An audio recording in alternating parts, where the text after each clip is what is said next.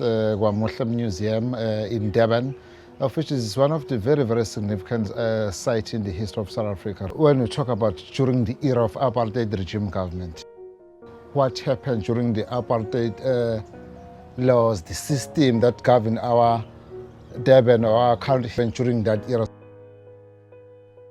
So when you come to our Muslim Museum, you will be able to understand and to feel where we are coming from.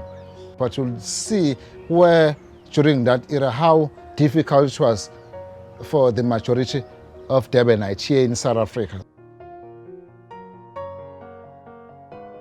During that era of apartheid regime government, people were coming from rural areas, searching for work.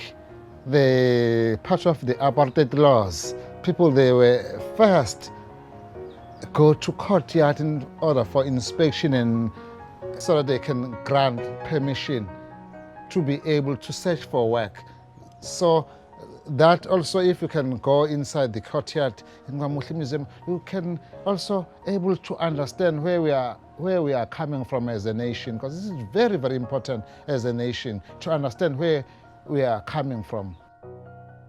Also encourage the entire community, especially from Durbanites, people from South Africa, to come. When they come to Durban, it's a must visit destination, because KwaMuhle has a lot of history. And also it taught us that as a nation, it is very, very important to forgive. John Dube is one of co-founders of ANC and the first president of ANC, of which he founded this institution in 1900.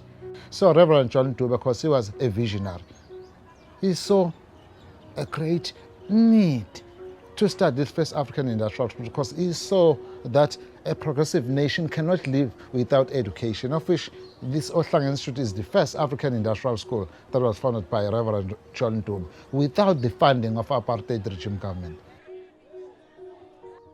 This is John Dube's first house, of which Reverend John Dube built this house in 1895 with his own hand, this colonial structure. It's a mud brick structure plastered with cement. The reason why we are calling this house a revolutionary house, because this is where the idea to start the African National Congress, the ANC, the ruling party in government, the idea came out in this house. Then on the 8th of January 1912, at the Congress, which took place at Bloemfontein, Mangaung, Reverend John Dube was elected in his abstention. And also, before Nelson Mandela was arrested in 1962 at Pietermaritzburg, Howick, where it is declared as a capture site, a day before, he was also holding a meeting in this house with prominent leaders of ANC top officials here in KwaZulu-Natal. So some very, very significant decisions about the future of this country were taken in this house.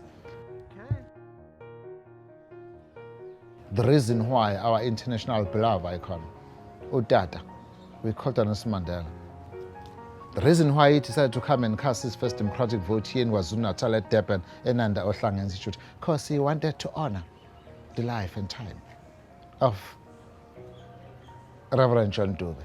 Yes, of which I was part of that history as well. And I was lucky to be assigned to work at the chapel hall of the school, of which it was declared as a voting station, and of which Nelson Mandela was coming to cast his first democratic vote in 1994, 27 April. This is a must-visit destination, because in terms of history, culture, religion, and core values of who we are, especially also we don't regard per se as museum. We do regard this as a learning center where people can able to learn and understand in terms about the philosophy of our great leaders who done extraordinary thing for all of us.